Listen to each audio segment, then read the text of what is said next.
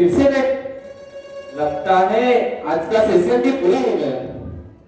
आज फिर से बापू जी की डांट खानी पड़ेगी। एक को सेट करो हरा। अरे कविता जी,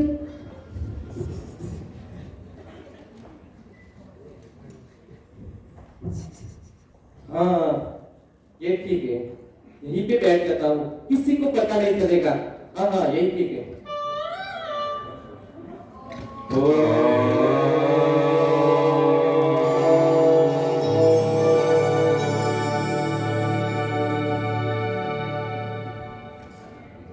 नमस्कार, कलतक चैनल में आप सभी का हार्दिक स्वागत है। Good morning to all of you. कल मैंने आपको बताया था कि गोकुलधाम सोसाइटी में पिछले 3 दिन से बहुत ही इंटरेस्टिंग प्रोग्राम चल रहा है। मैं रिटा रिपोर्टर, आप सभी की दोस्त, आज उन सभी का इंटरव्यू लेने वाली हूँ। उम्मीद है कि आप सभी को उनका इंटरव्यू पसंद आएगा। धन्यवाद।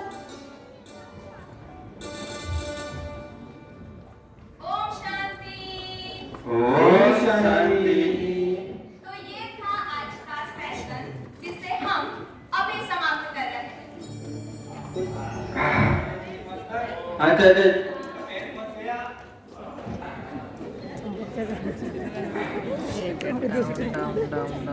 डाउन।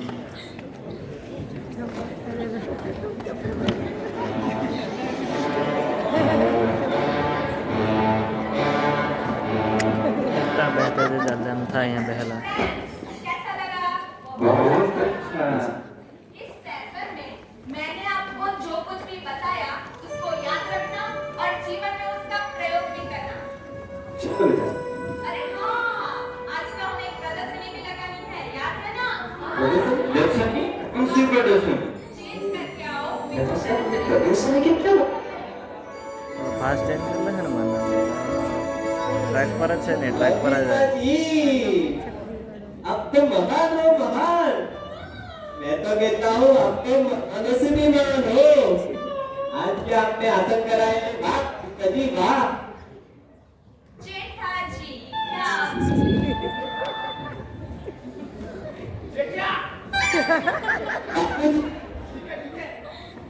तो आया ही नहीं था, मुझे क्या मालूम बबीता बेटी ने आज क्या कराया। बाबूजी, मैं तो आ गया था, हालांकि थोड़ी देर से।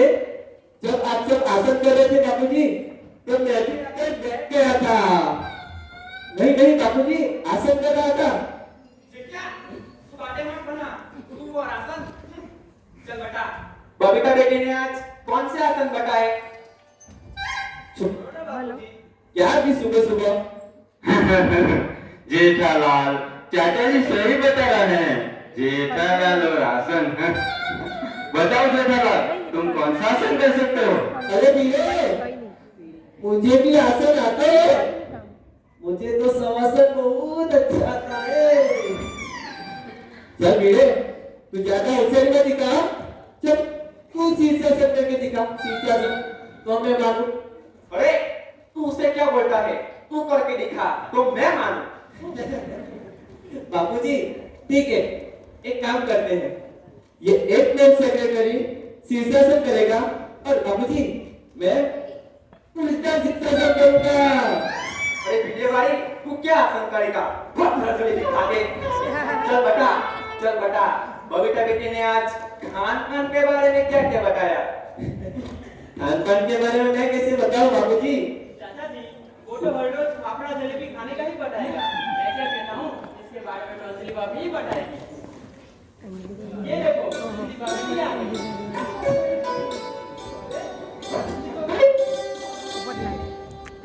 माइक सेट करो हर को।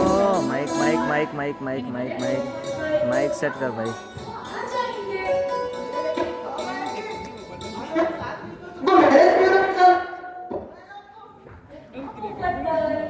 अरे डिब्बे, तू कहाँ बीच में कूद पड़ा? तेरे डिब्बे दिमाग में बस 24 घंटे शादी के ही विचार चलते रहते हैं। डिब्बा कभी का बबीता जी ने जो आज बताया है उस पर ध्यान दीजिए। मालूम अरे पोपट भाई, मैंने जो आज किसी सुशील कन्या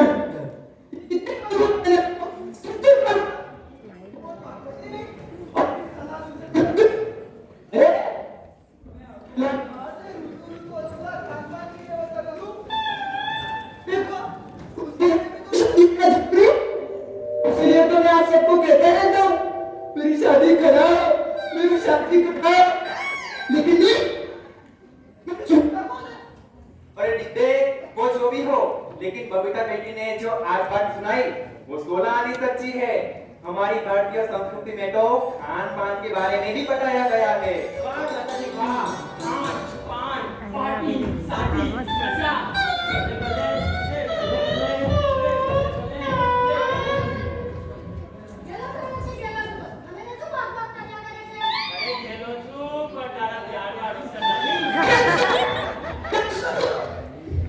मैंने ना इसका सुनो, अरे क्यों भाई बब्बू? ये गलत बात है।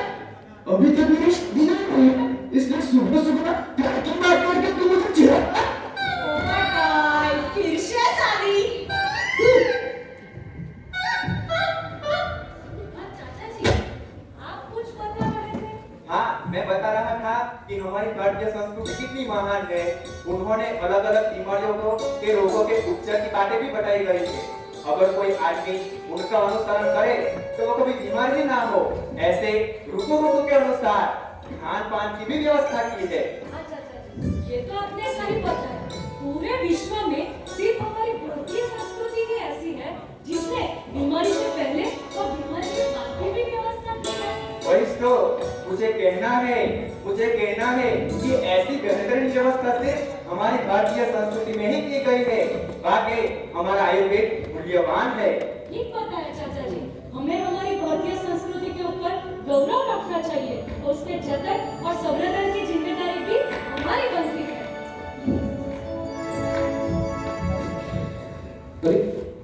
अरे भाई बिगड़ भाई, तू क्यों पीछे रह गए? बापू जी की बात मुझे अकेले खानी है क्या? हाँ भाई जी खाला, मुझे तो आना ही पड़ेगा। तुम्हारा फायर ब्रिगेड तो कह रहा, तो चलो भाई। हाँ चलो। चाचा जी, आप खान पान के बारे में जरा धीरे से बोलिए। अंजलि ने ये सब सुन लिया, मेरा क्या होगा? ये तो सोचिए, ऐसे भी रोज गलेला और खिला कर एक तो नींद नहीं आता।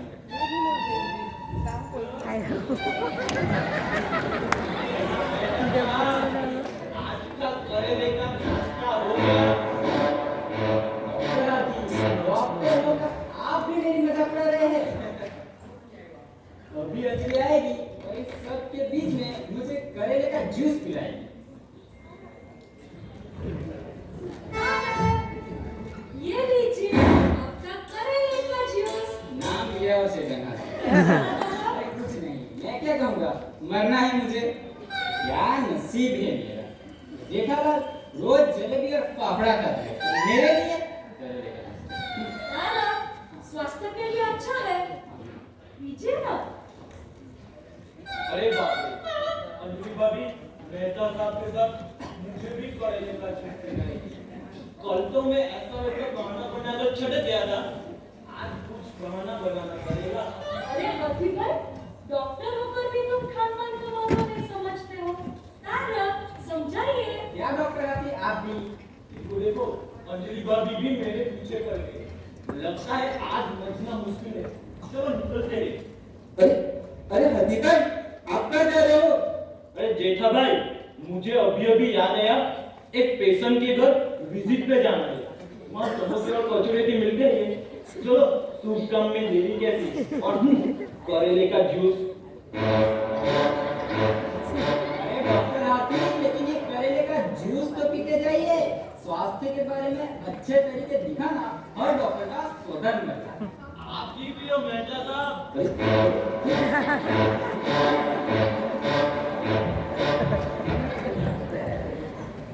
बेटोस, ये तो तूने बहुत अच्छी बात बताई। अगर समाज में हर आदमी अपना स्वधर्म समझे तो दुनिया कब भी बदल जाती। चाचा जी वाह, आपने स्वधर्म की बात बताकर आज की सुबह ही सुधार दी है। मैं इस सोसाइटी का एक नया सेक्रेटरी सभी को गौरव के साथ बताता हूँ कि स्वधर्म की पालना तो हमारे जमाने में होती थी, बहुत साल पहले हमारे जमाने में। आप फिर से अपने समय में चले गए। अरे मैं कहती हूँ आप बार-बार अपने समय में क्यों चले जाते हो? इस जमाने में आपको कुछ तकलीफ नहीं है। हम पे तुम तो आप पे पूरा माइक मालूम और मेरे पे तो कुछ भी नहीं है सिवाय मेरा छत्ता। अरे क्या बताऊं माधवी, सबकी बात तो छोड़, लेकिन उत्तम समाज के घड़तर की जिम्मेदारी जिस शिक्षक की है वही अपना स्वधर्म चूक गया है। अरे देवा रे देवा, कैसे अच्छा होगा समाज? दीवा दांडी ही बिगड़ गई है तो मार कौन दिखाएगा? अरे पीटी मास्टर, तू तो सच्चा शिक्षक है। चल तू ही बता, अच्छे नागरिक बनने के लिए समाज में कौन सी छूटें हर एक के लिए अनिवार्य है? चाचा जी, वैसे तो मेरी बात कोई नहीं सुनता, फिर भी आप कहते हैं बता ही देता हूँ। बैठो तुम सब लोग, बता दो। वो फास्ट ट्रैक ज्वाइन करना है। तुझे जो बताना है वो जल्दी बता दे, मुझे मैरिज ब्यूरो में नहीं जाना है। अरे पोपटलाल, बैठ जाओ ना। अरे तो कोई बैठ जाओ। मैरिज ब्यूरो में जाना है? अरे पोपटलाल बैठ जाओ भाई। अरे बैठ जाओ। छोड़ो ना, बैठ जाओ। इतना ऐसा करते हैं, पोपट भाई की शादी उसके छाते से करवा देते हैं। तो सुनो, सबसे पहली बात, सवेरे जल्दी उठो अमृत वेला में। ओहो, सवेरे जल्दी उठो, वो भी अमृत वेला में। वो सूर्य की पहली किरण, वो पक्षियों की आवाज, वो पक्षियों की कलरव, वो ठंडी ठंडी हवाएं, वो पेड़ और पौधे, वाह क्या आह्लादक वातावरण, वाह। सुना जेठिया? ये रही हो।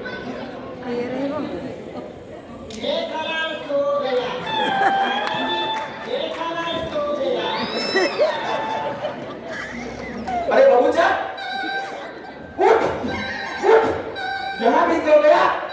नहीं नहीं बापूजी, मैं सोया नहीं था, वो तो थोड़ी और निद्रा लग गई थी बापूजी। अयो, क्या? अरे बैठो तुम दोनों, बैठ जाओ, वो दूसरी बात सुनो। अरे बैठो बैठो, पीटी मास्टर कुछ अच्छा सुना रहा है। और हाँ, खबरदार जो दूसरी बार सो गया तो। ठीक है बापूजी। सुनाओ पीटी मास्टर। हाँ चाचा जी, तो सुनो दूसरी बात, सवेरे जल्दी उठने के तुरंत बाद हमें प्रभु स्मरण करके ईश्वर को वंदन करना चाहिए और ईश्वर का आभार व्यक्त करना चाहिए। अरे ये भाई, अरे वही सुना सुना। तुम हमेशा मेरी मजाक उड़ाते रहता है। अरे क्या ये भाई, तुम भी ना, तुम तो साइंटिस्ट हो, तुम तो ईश्वर को नहीं बताओगा।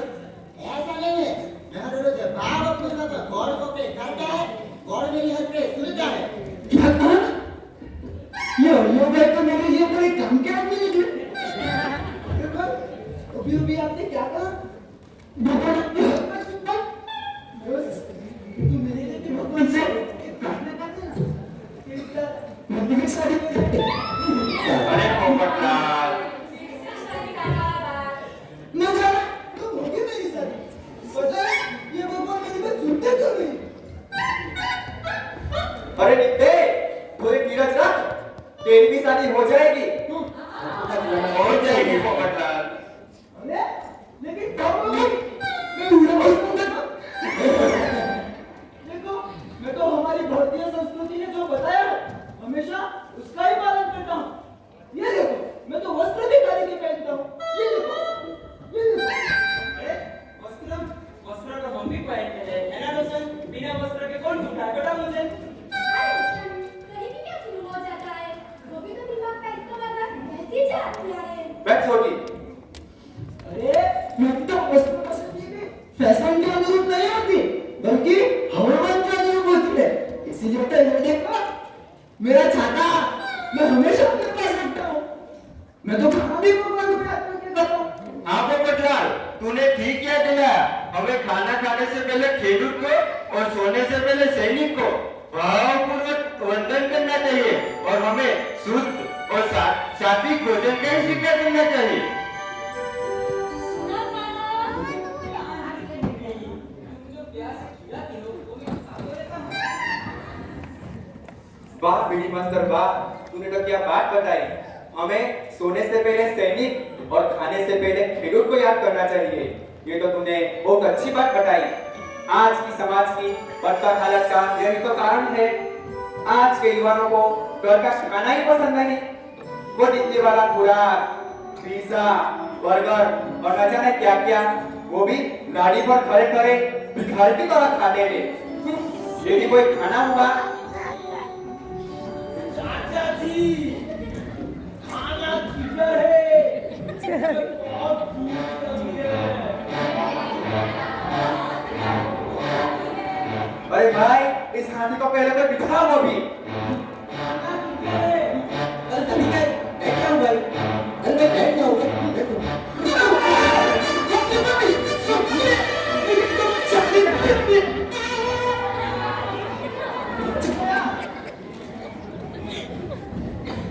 अच्छा, मैं क्या बता रहा था? क्या बता रहे थे चाचा जी? हाँ, एक बार जब मैं सवेरे व्यायाम करके घर लौट रहा था, तभी किसी ने मुझे जोर से टक्कर लगाई और मैं ऐसे ऐसे ऐसे ऐसे अरे चाचा जी, हाँ मैं ठीक हूँ। चाचा जी, किसने टक्कर लगाई आपको? बताइए मुझे, बताइए। अरे भाई, इस छोटी को पहले तो बिठाओ अभी। लेकिन बताइएगा जरूर। तभी मैंने उसे जोर से डांटा और कहा कि तुम्हारे में संस्कार जैसी कोई चीज है कि नहीं। जब उसने पलट कर मुझे सॉरी बोला तो मैंने देखा कि वो लड़का नहीं, लड़की थी।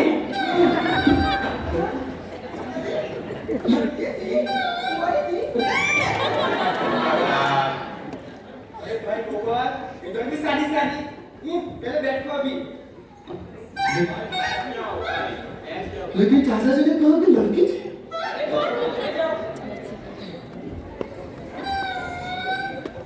आखिर मैंने विचार किया कि लड़कियां लड़के जैसा ही पोशाक क्यों पहनती हैं? सही बात है चाचा जी। हमारे जमाने में तो लड़कियां और हर औरत पूरा तन ढका रहे और मर्यादा का पालन दिखाई दे वैसे ही वस्त्र पहनती थी। रुको बेटा, बताओ महिलाओं का वेश परिधान देखकर क्या होता है मालूम है? क्या होता है? अरे मेरा तो पार्टी शादी का हंसा भी उतर जाता है। देखा मैं यहाँ भी वाली शादी की बात करने लगा। ससुराली, आप शांत हो जाइए।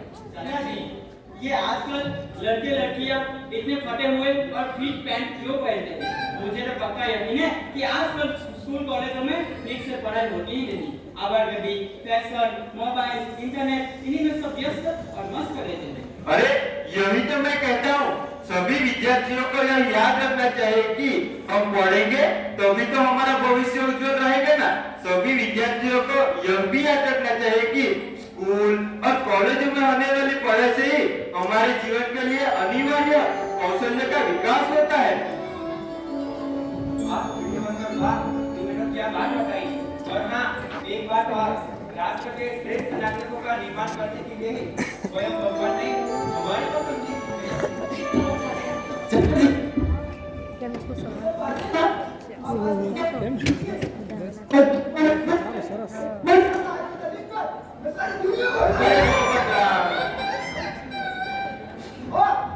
इस आर्टिकल का शीर्षक होगा चलो लाल चले हम हमारी भारतीय संस्कृति को।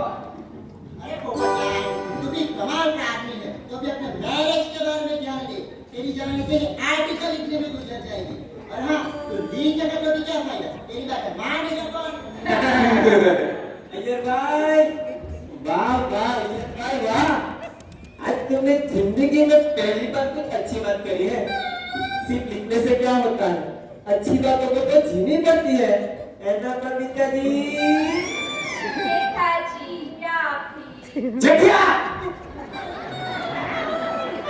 अय्यर भाई, तू पोपटलाल को पूछो ना, वो कितने बजे उठता है और क्या खाता है? पूछो। इन सब बातों के बारे में तो तुम्हें भी पूछना चाहिए। क्यों ना करे? वैसे देखा जाए तो तुम दोनों के दोनों ही अमर चंडाई में अव्वल हो। बेवकूफ कहीं के, लेकिन मैं तो कहता हूँ कि हर एक के दिल में स्वतंत्र सेनानी, सैनिक और राष्ट्र के समर्पित नेताओं के लिए भी भरपूर आदर होना चाहिए।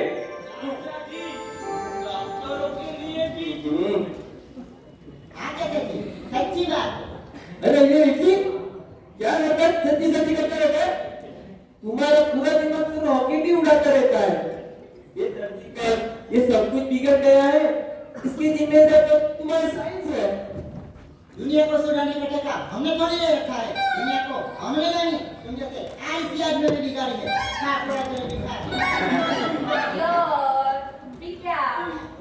मैं तो हमेशा कहता हूँ हमारी पृथ्वी को पॉल्यूशन से बचाओ, पेड़ लगाओ, जहाँ हो सके वहाँ साइकिल का प्रयोग करो, पेट्रोलियम पदार्थ का बचाव करो, हमारे विलेज कल्चर को बचाओ। अय्यर एकदम सही बात बताई। इसीलिए है तो हमने ये प्रदर्शनी लगाई है। आप सबको अभी के अभी ध्यान से इस प्रदर्शनी को देखना है।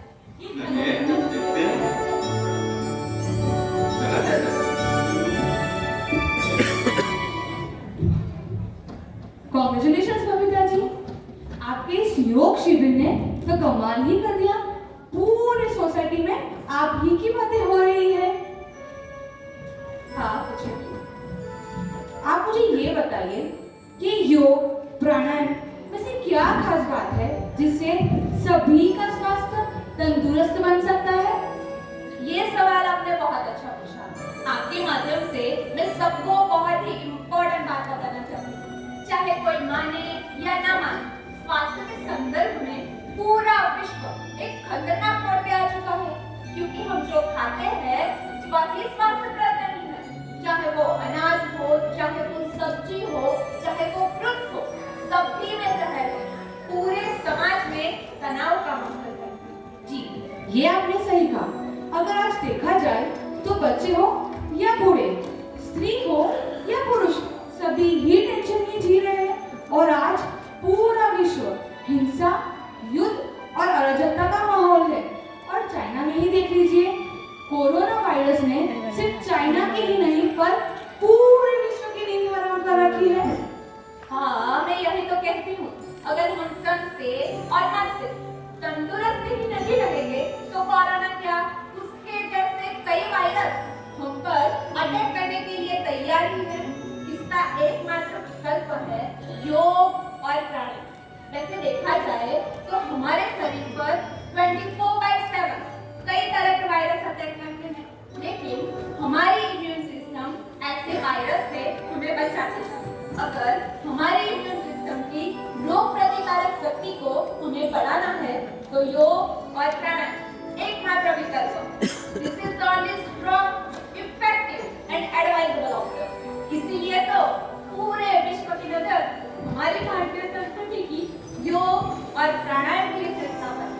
आप सबसे मेरा नम्र अनुरोध है, अगर अपने जीवन को ढंग से, आनंद से और संतोष के साथ जीना है तो योग और प्राणायाम का प्रयोग हमारी इस प्रदर्शनी में यही सब बातें बताई गई। आपको उसे देखनी चाहिए। जरूर। पोपट भाई, प्रदर्शनी दिखानी है। नहीं क्यों नहीं, आइए आइए। पोपटलाल, अरे मुझे लगता है कि अब बहुत बड़ा परिवर्तन होने वाला है। पूछो क्यों? क्यों? जल्दी बताओ अंजलि भाभी। अरे देखो देखो, आज हमारी सोसाइटी के सभी पुरुष कितनी अच्छी अच्छी बातें बता रहे हैं। मुझे देख चमत्कार जैसे लगता है। अरे मधुरी भाभी, चंपक चाचा और भीले भाई की बात तो ठीक है, लेकिन पोपट भाई, जेठा भाई और डॉक्टर साहब भी ऐसी बात करने लगे। ये तो क्या कहना। सही बोला। बबीता जी, आपने क्या प्रदर्शनी लगाई? बबीता जी वाह। बबीता बेटी, ये तो तूने बहुत अच्छी प्रदर्शनी लगाई। थैंक यू चाचा जी। मैं इस सोसाइटी का एक मेल सेक्रेटरी सभी को ऐसी बातें तो बताते रहता हूँ।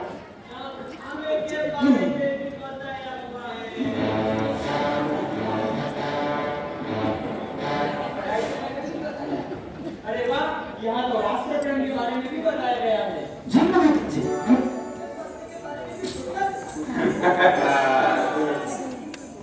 फ्रेंड्स, मैं यही सब बातें हम सबको बताना चाहती हूँ।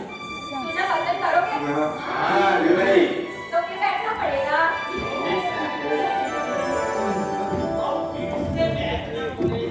अरे हाथी भाई, बैठना ही तो है।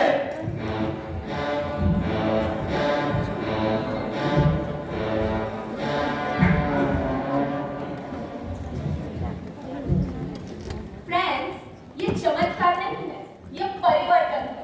Transformation, divine transformation. सिर्फ बीइंग इन की स्थिति से हम इतने परिवर्तन को महसूस कर सकते हैं। तो सोचो, हर रोज 15 से 20 मिनट तक योग और प्राणायाम करने से हमें कितना फायदा होगा? सुना जेठिया? ठीक है, ठीक है। उपदेश से कुछ होने वाला नहीं है। जो भी होगा वो प्रयोग से ही होगा। अरे पिताजी, उदयजीना कसम, મને તો સમજાતું જ નથી આ યોગ પ્રાણાયામ શું છે. મારો મિત્ર કે રોજ મને સજ્જા કરી દીધા અને જીમમાં જાય છે. दोस्त डार्लिंग, जिम में जाने से ताकत आती है, ताकत। जो बोले ओ सोडी। अरे सोडी, उसके लिए ताकत की नहीं, अक्कल की जरूरत होनी चाहिए। रोशन भक्ति, सोडी भाई, यहाँ पर गलती होती है। जिम में जाने से सिर्फ शरीर शक्तिशाली होता है। हालांकि सोचने की बात यह है, हम शरीर नहीं है, हम तो है आत्मा, और हम जो कुछ भी करते हैं वो आत्मा की सोचने की शक्ति से करते हैं। लेकिन पिताजी, इसमें आत्मा कौन सा? मुझे तो डर लगता है. क्या बात? अरे माधवी भाभी, इसमें डरने की कोई बात नहीं। मैं आप सबको गारंटी के साथ बताती हूँ, हमारा शरीर और आत्मा दोनों अलग अस्तित्व है। हमारे शरीर के पिता हमारे माँ बाप होते हैं और आत्मा का पिता होता है परमात्मा, जिसे हम शिव कहते हैं। अरे अभी समझ में आया।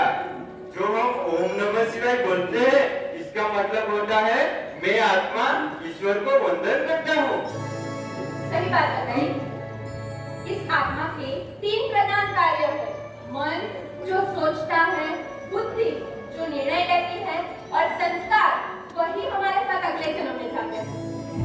अरे दोस्त डार्लिंग, ये तो बहुत अच्छी और समझने वाली बात है। हमने तो कभी ऐसा सोचा ही नहीं। अरे सोडिल भाई, यही तो सोचने वाली बात है। जिसे हमें सोचना चाहिए वो हम सोचते नहीं है, और जो नहीं सोचना चाहिए उसमें ही हम उलझते रहते हैं। लेकिन कोई योग तो बताओ, इसमें योग कहाँ है? मेरे नसीब में तो योग ही योग है। हाँ पोपट भाई, अभी करते हैं वही बात। योग का मतलब है टू कनेक्ट, मतलब जोड़ना। हम आत्माएं जिस विधि से परमात्मा से जुड़ते हैं वही है योग। इस विधि से हम परमात्मा से बातें कर सकते हैं, मार्गदर्शन ले सकते हैं और बेशुमार शक्तियां भी प्राप्त कर सकते हैं। बेशुमार शक्तियाँ? पिताजी, अब तो महात्मा हो महात्मा। मैं तो कहता हूँ महानों से भी महान हो। वो कहते हैं क्या मालूम आप क्या चीज हो? देखा, बॉबी का मेरा वाइफ है। वो क्या है, वो मुझसे अच्छा कौन जान सकता है? वो तो तुम पूरे दिन रॉकेट ही उड़ाते रहते हो। इससे ही तो पता चलता है कब की मुर्गी दाल बराबर। मुर्गी? इसमें मुर्गी कहाँ से आई? देखा, तुम क्या हर वक्त अनावश्यक बकते रहते हो? अय्यो, तुम भी क्या? बबीता जी, हमारे जमाने में तो तो भाई, एक मेरा सेक्रेटरी ड्राइंग पर क्या गया? अरे उनके समय में तुमसे चले गए। पकड़ो, पकड़ो. अरे सोडी, अरे छोड़ी छोड़ छोड़ मुझे नहीं, मेरे विचार को पकड़ना है। छोड़ो। अरे मुझे कैसे पकड़ना है? बताओ मुझे। वो पंजाबी कुत्ता मेरे विचार को कैसे पकड़ेगा? अरे बीड़ी मास्टर बैठ जाओ।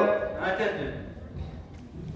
फ्रेंड्स, जो विचार पकड़ना है वो यह है कि भगवान से योग लगाने से ही हम अपना स्वधर्म अच्छी तरह से निभा सकते हैं।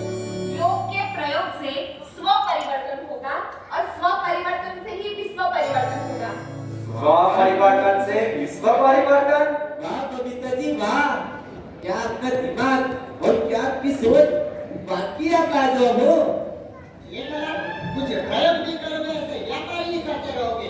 अरे क्या ये भाई, तुम भी बुरा लग गया? तुम साइंटिस्ट होकर इंटरनेशनल में कभी तुमने बबीता जी की तारीफ की है? नहीं ना, इसलिए तो मैं प्रयोग करता हूँ। समझा कुछ? नहीं समझा?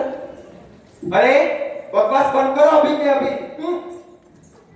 अरे गोकुलधाम वासियों सुनो, दूसरे लोग समझे कि नहीं समझे, लेकिन हमें तो यह बात ठीक से समझनी ही होगी, क्योंकि अब तो हमारा सीरियल देखकर लोग भी समझने लगे। क्यों? ठीक कहा ना जितने? जी, आपकी तो हर बात इंजेक्शन जैसी होती है ना जी तेरा? देखो देखो भाई, क्या जमाना है, पोपट भी इंजेक्शन की बात कर रहा है। फ्रेंड्स, आज मैं आप सबको एक इंजेक्शन लगाने वाली हूँ। हाँ, प्रतिज्ञा रूपी इंजेक्शन। प्रतिज्ञा रूपी इंजेक्शन। तो चलो सब लोग तैयार? हाँ, क्यों नहीं? चलो।